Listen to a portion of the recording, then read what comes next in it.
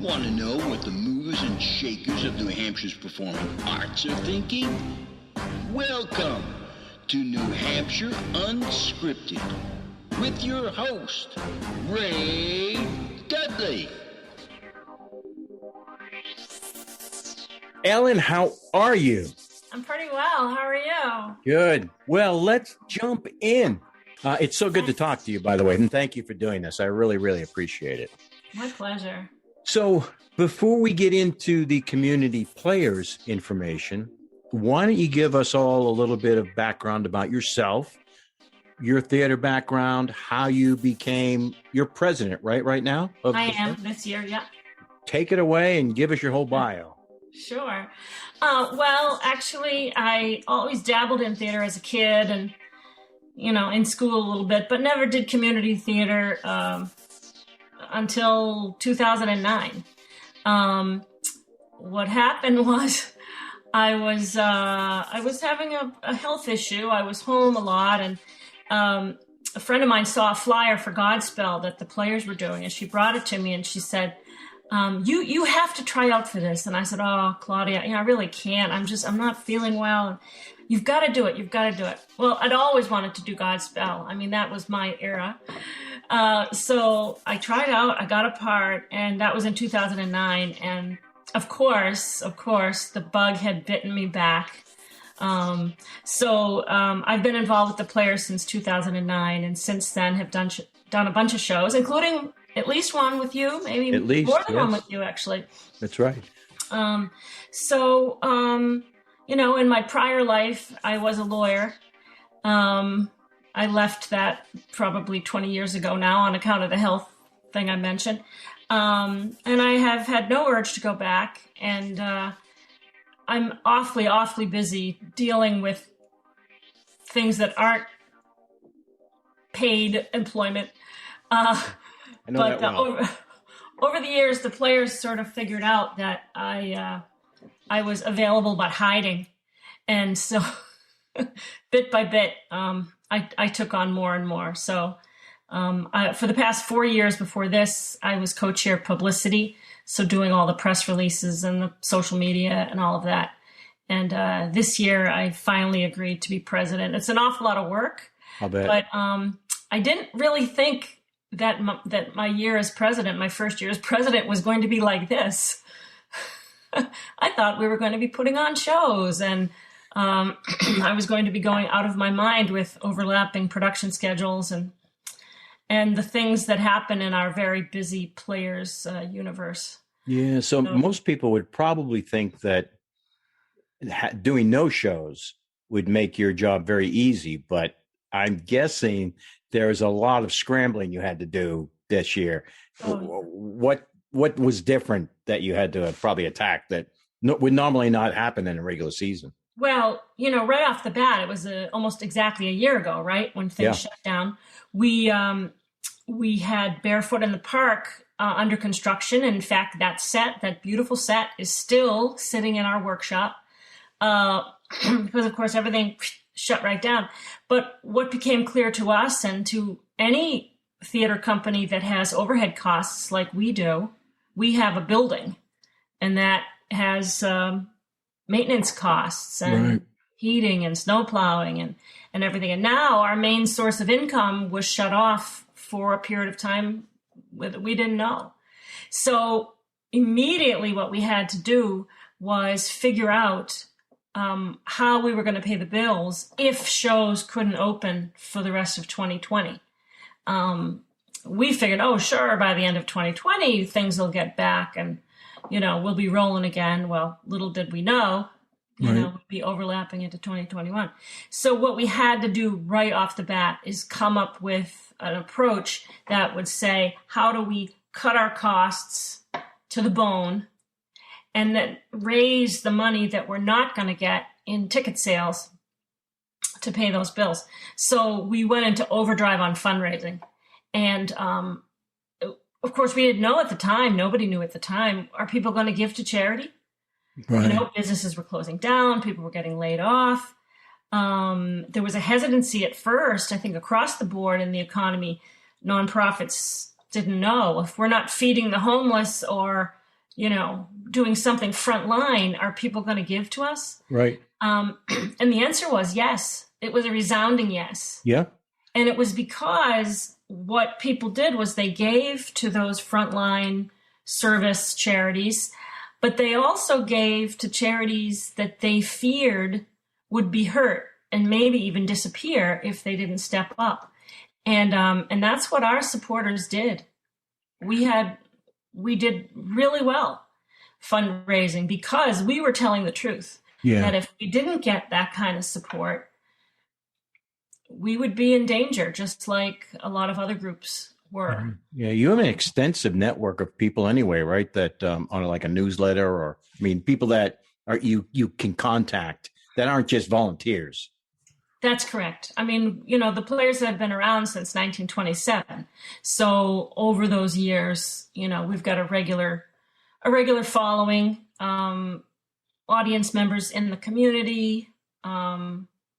We have some sponsors. So that was the place to start. But we really needed to reach out more broadly. So, for example, last year, for the first time, we participated in New Hampshire Gives, which is a statewide fundraising effort that's coordinated by the New Hampshire Association of Nonprofits. Well, we'd never done that before, but we did it. And so we got a lot of new donors through that, because that platform allowed us to reach out to people who maybe hadn't heard of us before. The other thing that we did differently was we expanded our fundraising from just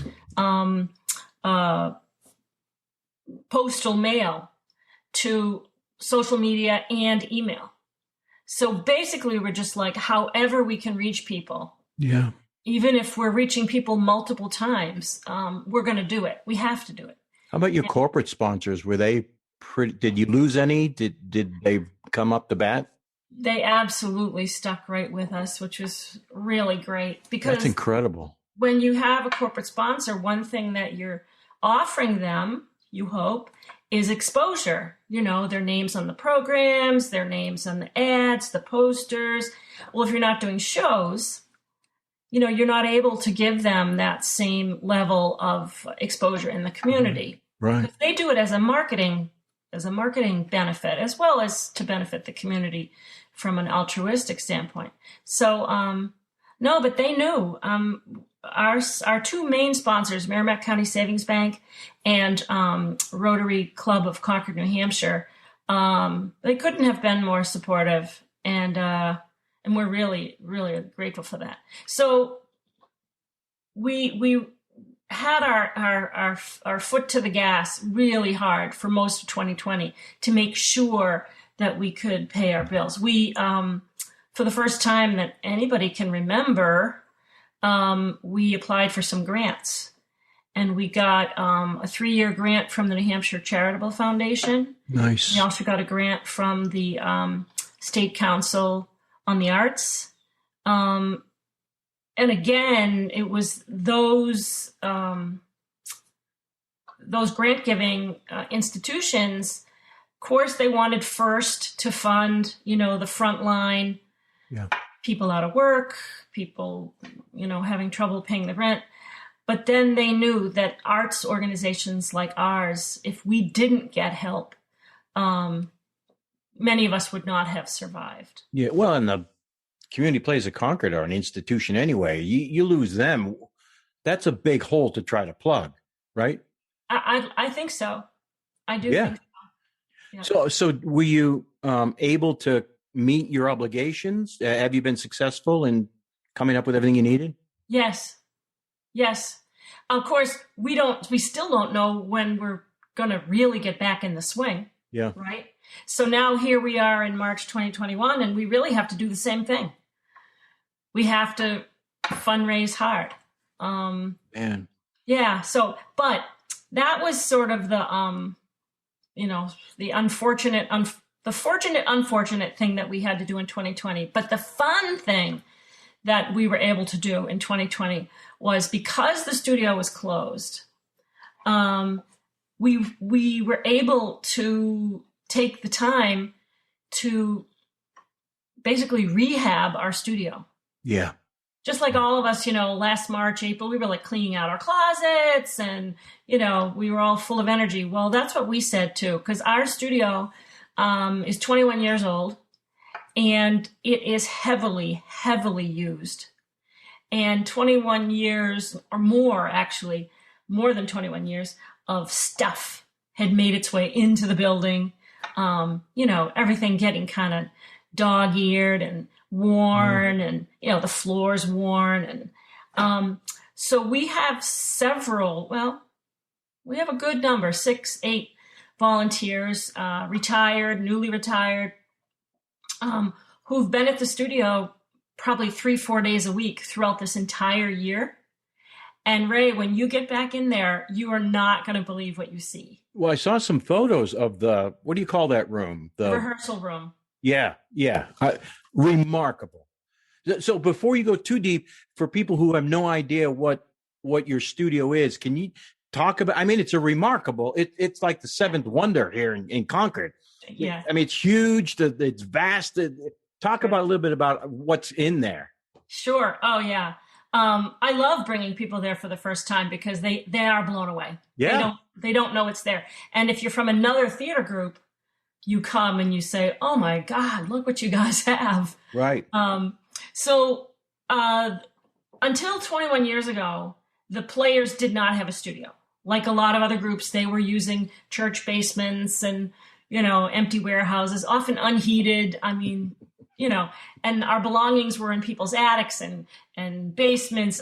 It was rough. It was rough. There was one rehearsal space they had, there was no plumbing, But anyway, so probably about 30 years ago, a couple here in Concord, Liz and Dennis Hager, who were real supporters, they donated a piece of land to the Players out in East Concord. It's out in the woods. And then over a period of years, the Players raised funds so that we could build this building. And what we did was we designed a building specifically for our use. So it looks like a warehouse. Yeah. I think of it as like an airplane hangar. It's this big building. And inside, the main part of the space is what we call the workshop. It's more than 2 stories tall. And the reason for that is that we build our sets there. And sets that go into the Concord City Auditorium, where we almost always perform, some of the sets are 2 stories tall. Yeah. So, and it's got plenty of room to mimic the dimensions of the auditorium stage. And we've got shelves and platforms that go all the way, up to the ceiling with doors and wood. And it's a remarkable workshop area. It is. And then in one corner of that is our paint area. So it's got a sink and shelves and paint supplies. Newly expanded, by the way. You'll see next time you're in there. Nice. So that's that. Then next to it is a what we call the rehearsal room. That's where we have our meetings. We also do singing rehearsals in there. That room is not 2 stories tall, but the floor dimensions do mimic the City Auditorium stage. So it is possible to rehearse a scene or a dance number in there. I didn't know the floor matched it. That's remarkable, too. Yeah. It was designed for us. Wow. And for that use. Because we have been performing at the auditorium since 1927. So we figured we're going to keep doing that. So then off of that, there's a kitchen, a couple of bathrooms. Yep. There's an office. There's a little library where we have a large collection of plays and musicals. We've got some storage rooms in the back for our makeup, our sound equipment. Then downstairs, which is the basement, is props. Shelves and shelves and shelves of props that go up to the ceiling and set pieces. Yeah. Large and small props. You can get lost in there real easy. Well, Ray, where do you see that? What? Totally reorganized. It is amazing. Yeah, it's great. I can't wait to show people. The big reveal is coming. Oh, good. And then on the top floor of the building is our costume area.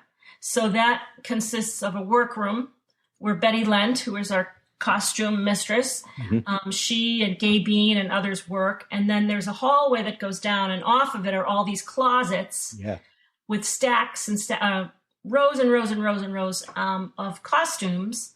And they have them organized by period. So it would be 30s, 40s women, you know, contemporary men's suits. It's crazy. And on it goes. Yeah. So, so it's really quite a remarkable thing. But by this year, all of those spaces were just overflowing, overstuffed. So part of the project this year was to thin out these collections, get rid of things that were broken or were not getting used, clean everything. And then with some money that we had raised for capital expenditures a couple years ago, take a little bit of money, a lot of volunteer power, some donations, and now all of those spaces look fantastic. Wow, I can't wait to see it. Yeah. The people who have worked a lot in there, including yourself, they're going to know. You're going to walk in and go, wow. Yeah. I can imagine. I mean, just looking at the rehearsal room, it was stunning. I mean, stunning. Just the before and after. Looked like a TV show had come in and done it, you know. Exactly. Well, I have to credit Wally Pino headed up the committee that was working on this, and he and Stephen Meyer, Rick Silverberg, Betty Lent, Mary Walker. There have been this crew of people that have been up there, particularly the guys, Rick and Betty. Rick, Wally, Stephen, and Betty. They've come up with such clever things to reorganize things. So hopefully things won't get as messy and disorganized as they did. Yeah. And Wally, who was, you know, he's quite an eye for aesthetics. He even did things like he put down like baseboard trim around the bottoms of the walls, which had never existed, you know. Because when it was first built, it was built on a shoestring.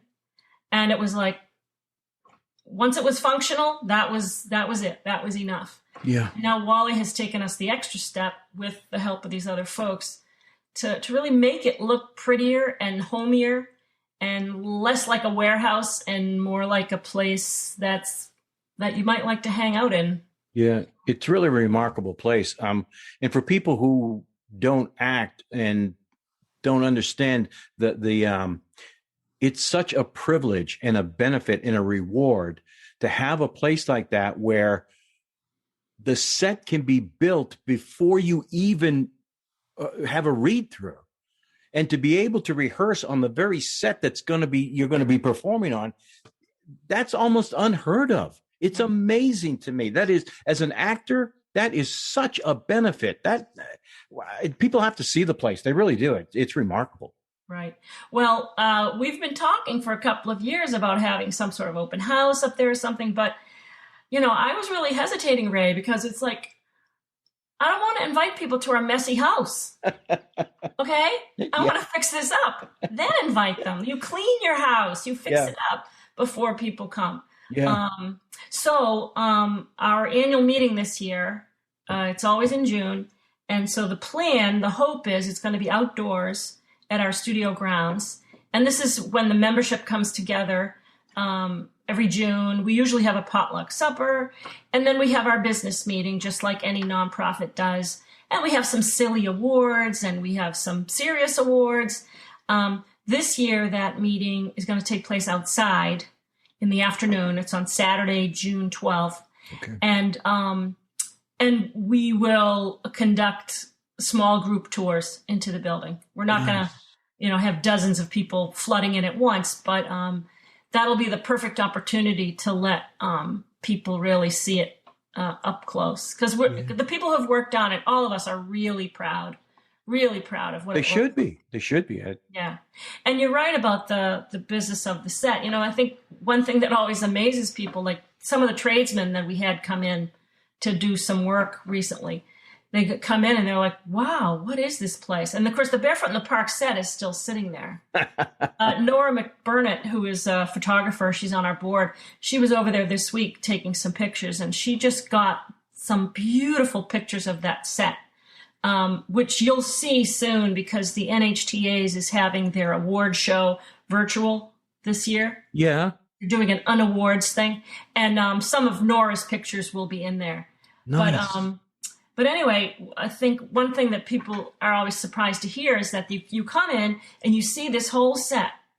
And it's got the furniture and the curtains and it's like all set to go. But then when it's time to do the show, that thing has to be taken apart, right, piece by piece by piece, yeah, put on a trucked across town, put together. I mean, yeah, that's the other side of it, you know. I do know. Yeah, I do. So, that's actually great. I'm glad you brought up the rehearsal space because I was going to get to it. So that's excellent. And I do know that. Aren't you doing a collaborative event with the Powerhouse Theater Collaborative in Laconia? Yes, actually more than one. Collaboration is the watchword for 2021.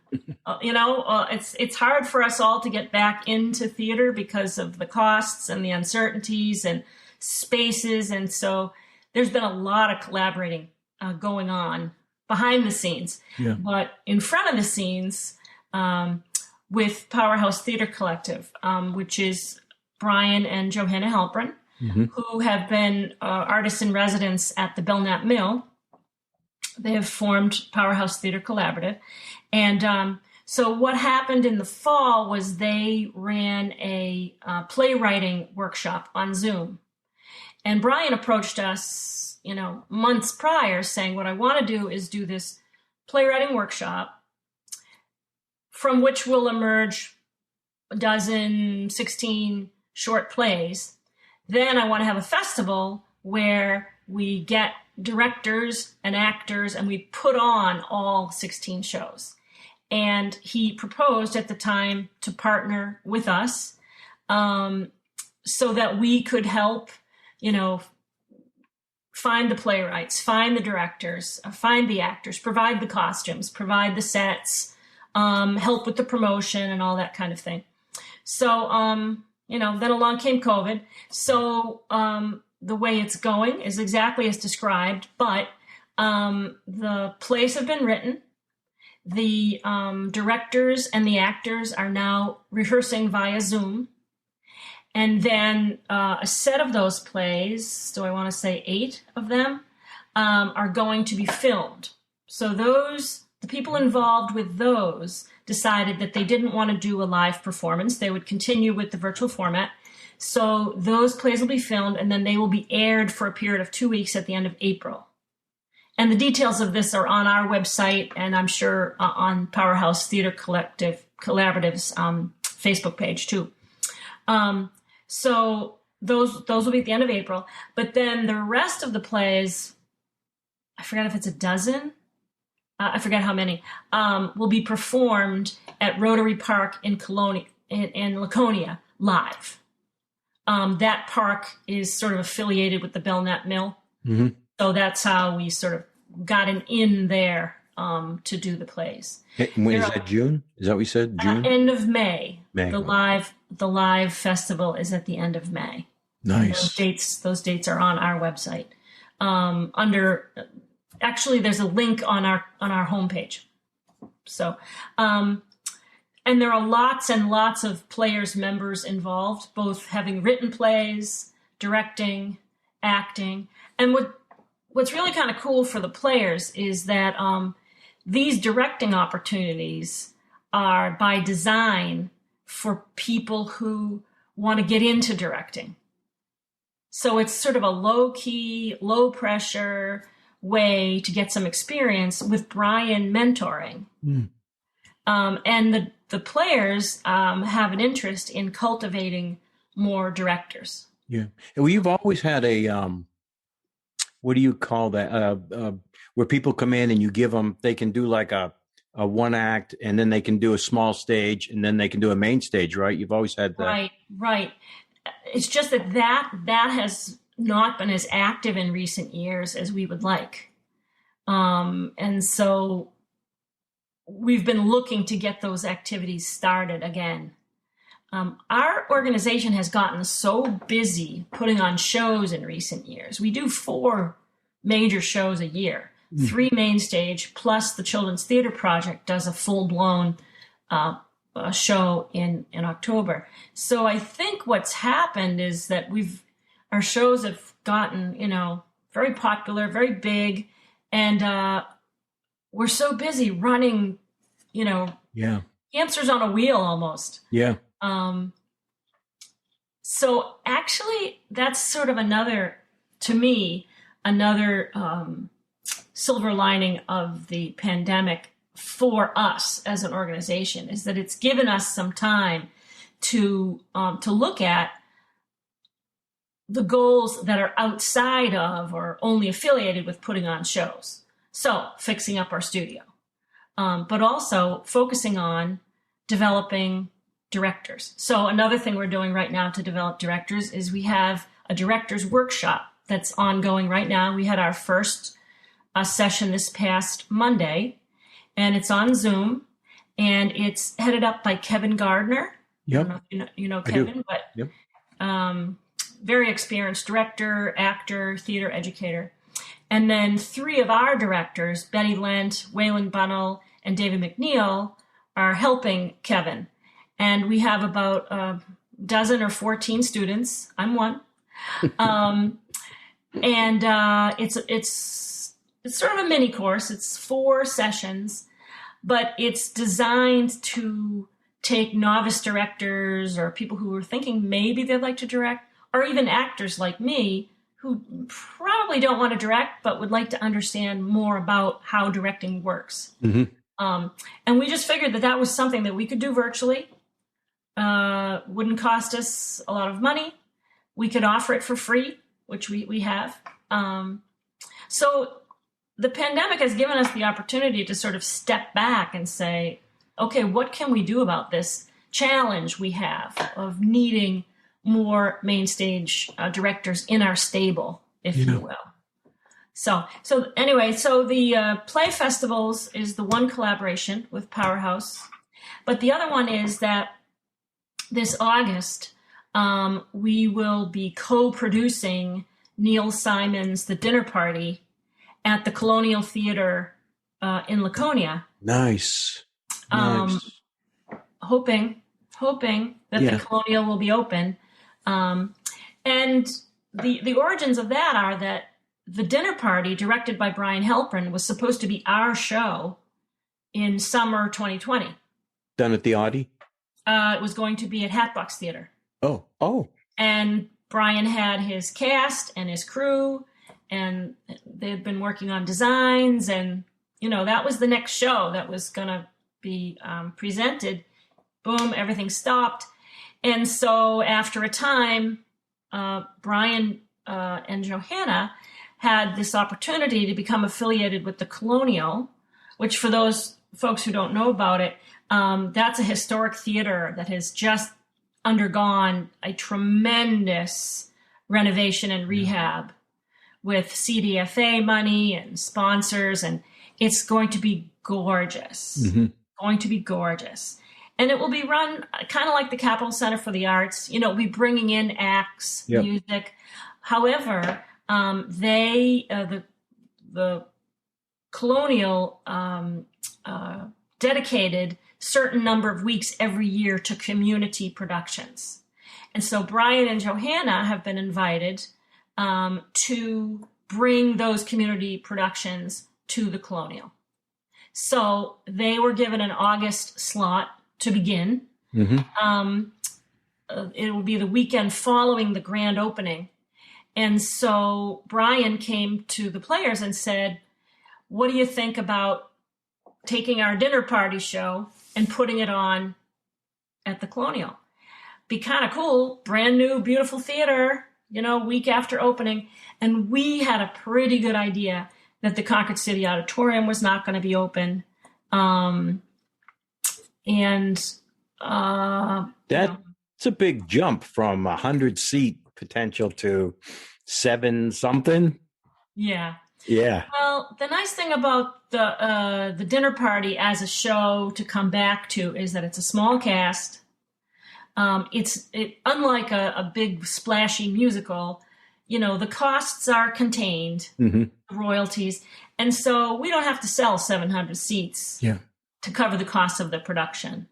We'll have a sponsor or two, and so it'll be a nice way to just sort of ease back in, even if the Colonial has to operate with a certain amount of distancing or other protocols. We may be able to go ahead, given the special arrangement that Powerhouse has with the Colonial. Yeah. Oh, potentially it could be a wonderful setup. I mean, if you can piggyback off that grand opening, if enough people show up for that and then want to see the first show that could potentially go on there, that's a layup, right? That'd be great. Right. That's certainly our hope. And if the Colonial can't open, or if, for other reasons the show can't be done there, then it will be rescheduled again. So, I mean, that's the way it works, right? That's what we're all doing. Yeah. Welcome to theater. Hope. We still don't have a date for Barefoot in the Park because we don't know when the City Auditorium will be opening. And even they haven't given you any idea that nobody there is. They don't know. They don't know. But the other thing is, I mean, they were opened for a time in 2020, but the costs of operating there were prohibitive for us because of enhanced cleaning protocols, extreme capacity limits. It was like the cost of the production would be, 4 times what it normally is, while we could only bring in 100 people. Yeah, right. So we don't know when we'll be able to get back in there because we don't know when they'll be open without all of those financial burdens. Yeah. But we're just going to have to wait. And that's why we want to do things like the Play Festival, collaborating in Laconia. In August, we have a children's theater camp that we're going to do outdoors at the Kimball Jenkins Estate in Concord. Oh, nice. Which is filling up really fast. It's almost full. We announced it about a week ago. Kids are ready. The kids are so ready to get back to live theater.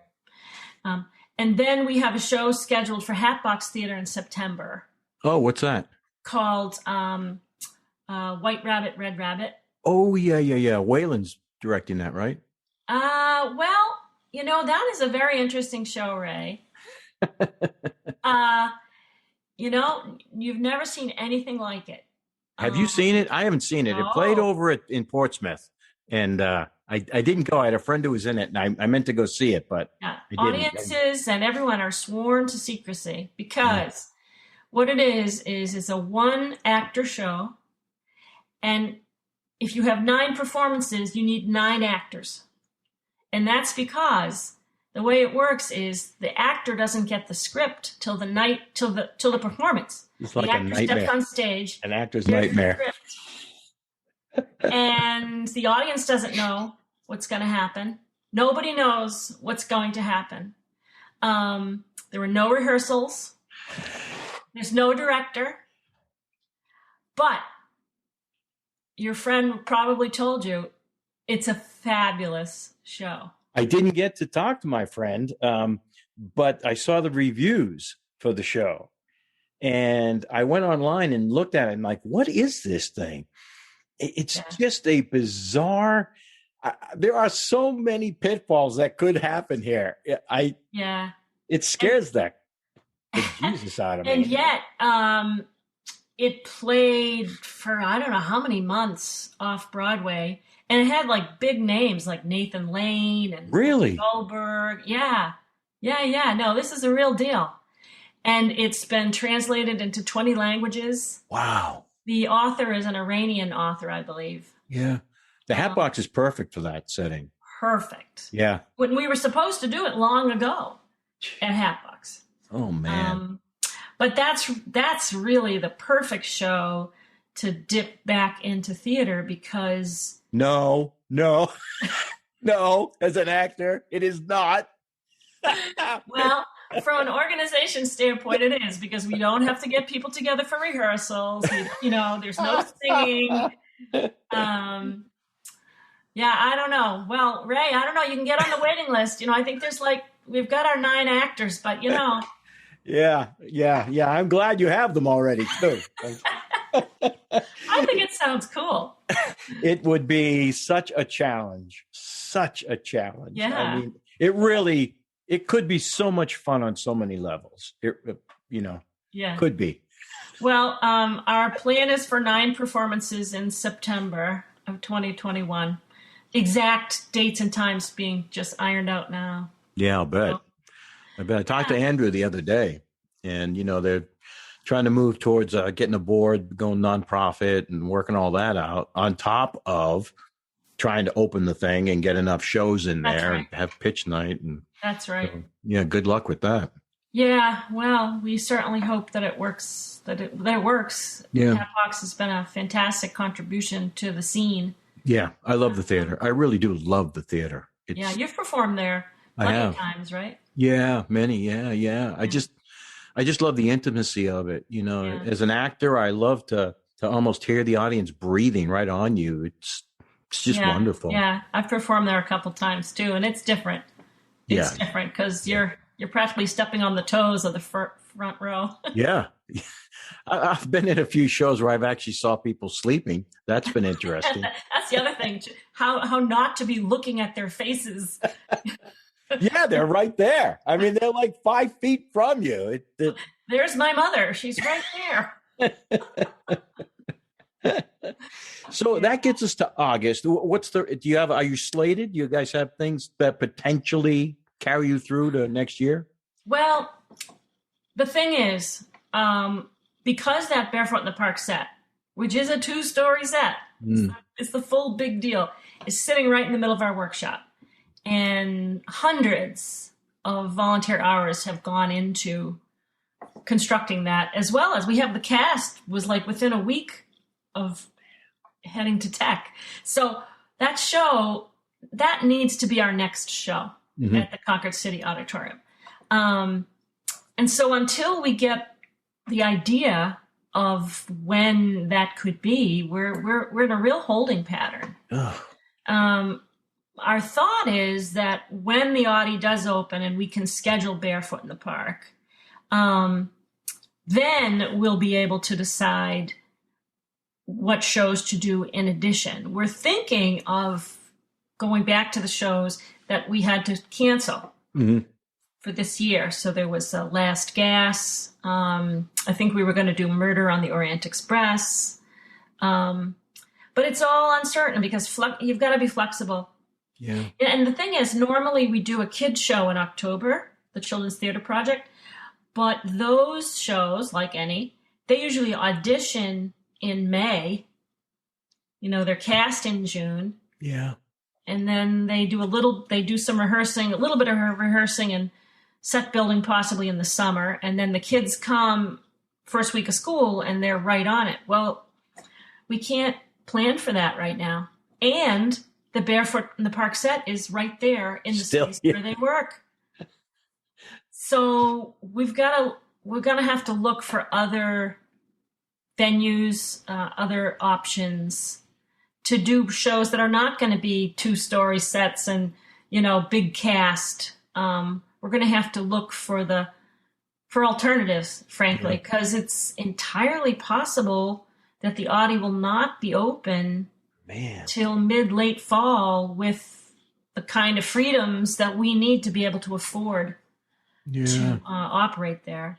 I mean, if we were offered it rent free, maybe we could make it work. But it's very expensive to produce a show. People don't really understand that. The city's not working with you on that? Well, they'd like to, but jeez, we haven't heard anything about price breaks. In fact, when they were open, as I said, there were these, the cleaning costs and everything had to be absorbed by who was ever renting it. Man. So that worked, for example, for like a dance company came in and did a one-night thing. And the families were scattered all over the auditorium, way far apart from each other. And it was one night, so they had one night of cleaning. But when a group like ours goes in at a minimum, we're there. The show opens Friday. At a minimum, we're there the previous Sunday. Right. And, we were going to have to sanitize every night, not just when we move out. And it was going to have to be professionally done. Oh, really? Yeah.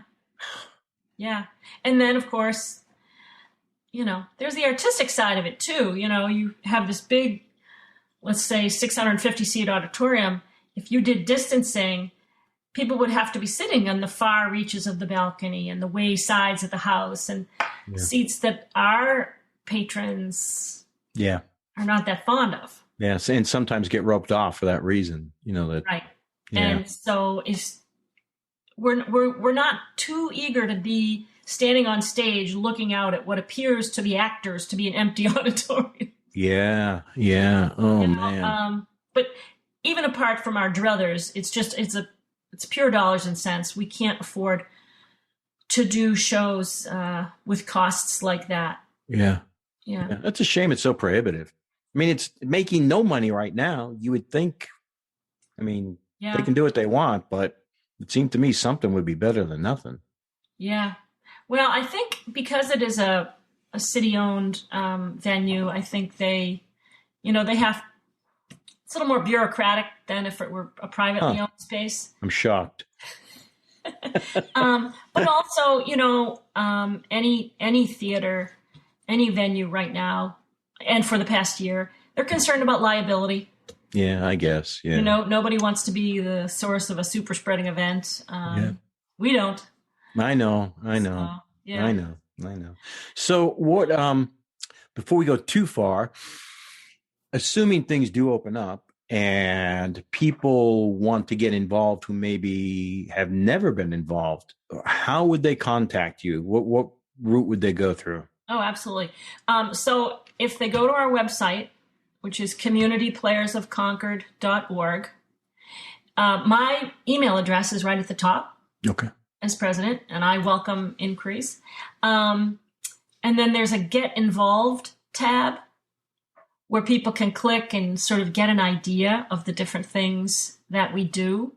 And the thing about the players or any large theater organization is that there are so many jobs. Yeah. There's so many ways that people can help, whether they, can you swing a hammer? Sew a few things, right. Paint like flats. That's my specialty. Just give me a roller. I'll paint stuff black. Yeah, pretty brainless. You just go do it. Yeah. But even things that are more involved in the production, like props, someone can be taught the props job over the course of a show. And by the next show, they're probably ready to head up the props. Mm-hmm. There's lights, sound, producers, which have to, they have to do everything.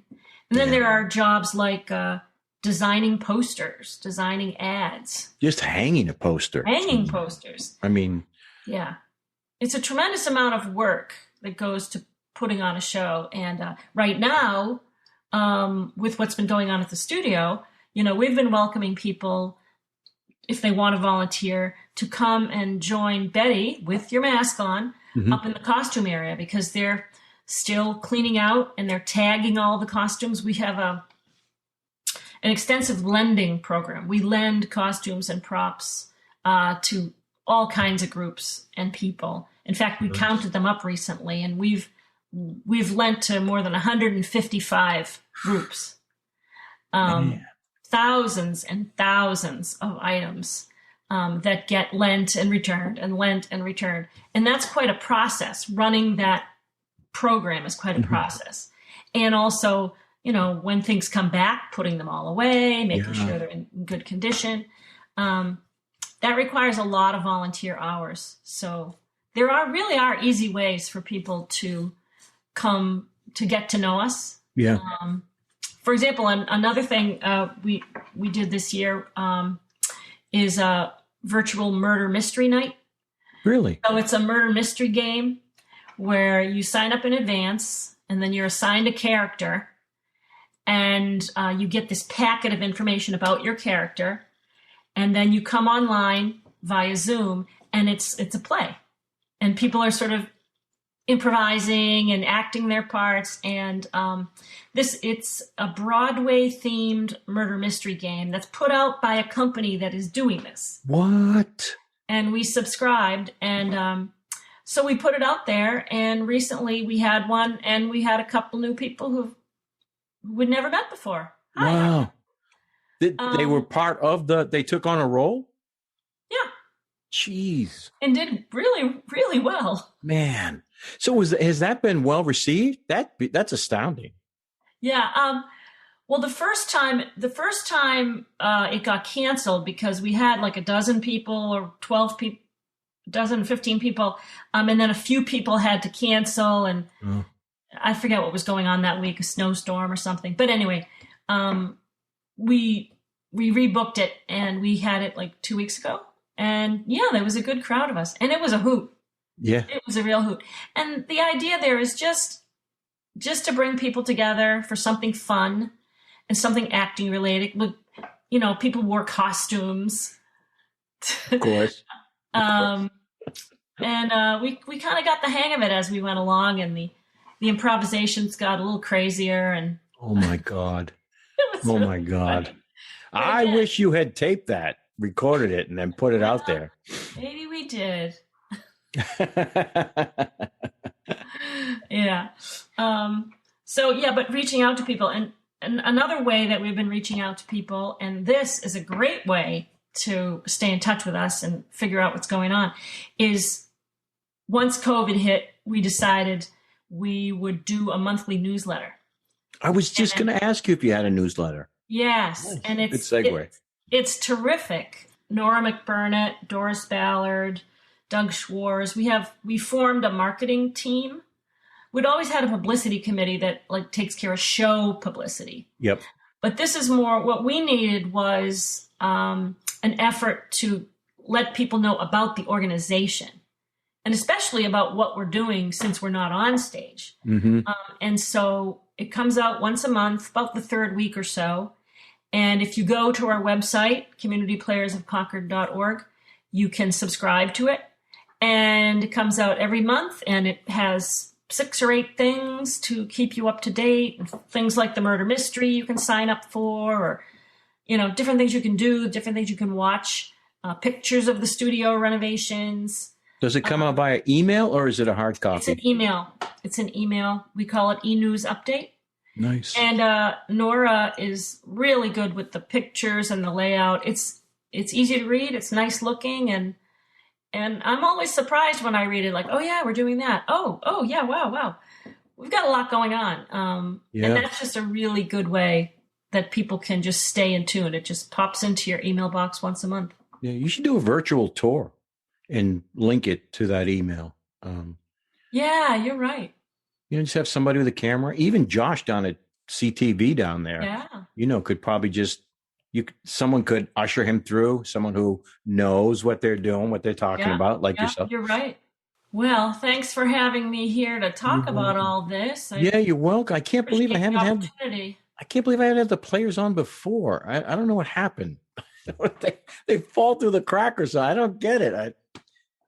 The other day I was thinking, how do I get in touch with the players? Well, how have I not had the players? How have I not talked to anybody? I know so many people there. How have I not talked to somebody now? Yes, you do. Well, hopefully when we get going again, you'll one day come play with us again. Yeah. Well, I love I love the studio. I just love the studio. And I love performing at the Audi. And it's a great marriage. Thank you for doing this. I really do appreciate it. My pleasure, Ray. Keep up the good job. And there you have it. Another great one in the tank. That one's going off to the memorial. Have a great day.